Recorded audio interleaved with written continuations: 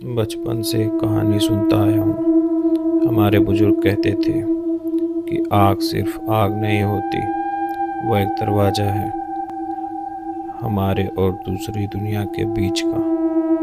और वो कहते थे कि अगर आग में नमक फेंकने पर उसकी लपटें अचानक पीली हो जाएं, तो समझो वो दरवाज़ा खुल गया है। समझो आपके आसपास कोई साया है, कोई भटकती हुई आत्मा। मैंने कभी यकीन नहीं किया, लेकिन आज मैं घर पे अकेला हूँ अपनी 1 साल की छोटी बच्ची के साथ, और ये आग है। मेरे पास ये नमक है।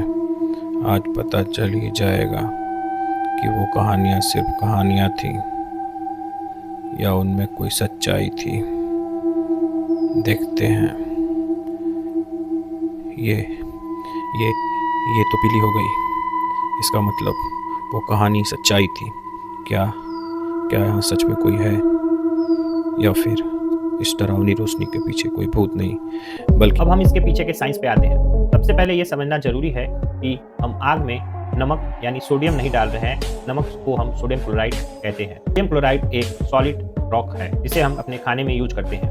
आग की तेज गर्मी सबसे पहले इस सॉलिड नमक को तोड़ती है। इससे हमें गैस का फॉर्म में अकेले अकेले सोडियम और क्लोरीन के एटम्स मिलते हैं।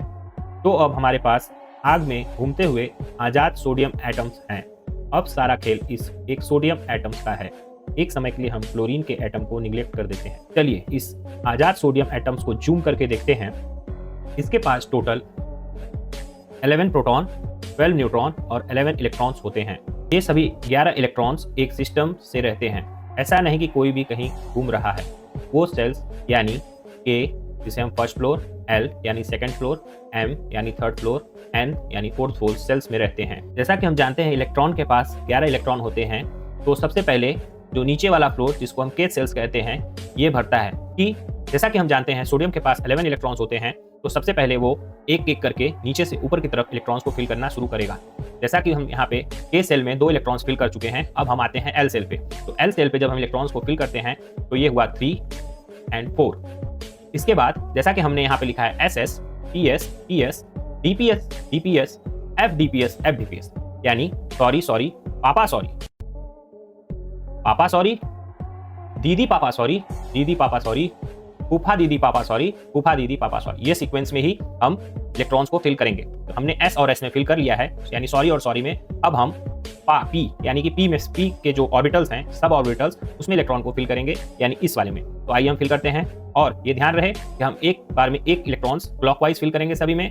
तो ये हो गया 5, 6, 7, 8, 9, 10, और ये एंटी क्लॉकवाइज इलेक्ट्रॉन को फिल किया। तो अभी हमारे पास टोटल नंबर ऑफ इलेक्ट्रॉन्स 11 है और हमने 10 को फिल कर लिया है।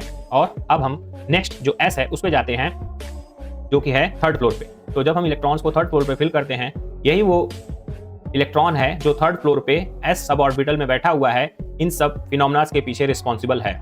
जब हम सोडियम एटम को हीट देते हैं तो होता क्या है कि ये हीट एनर्जी गेन कर लेता है, और जिसकी वजह से वो अपने बगल वाले अपार्टमेंट में कूद के चला जाता है, यानी कि वो जंप करके अपने बगल वाले पी सब ऑर्बिटल्स में जंप कर जाता है। लेकिन कोई भी चीज एक्साइटेड स्टेट में रहना पसंद नहीं करती है, ये स्टेट अनस्टेबल होता है।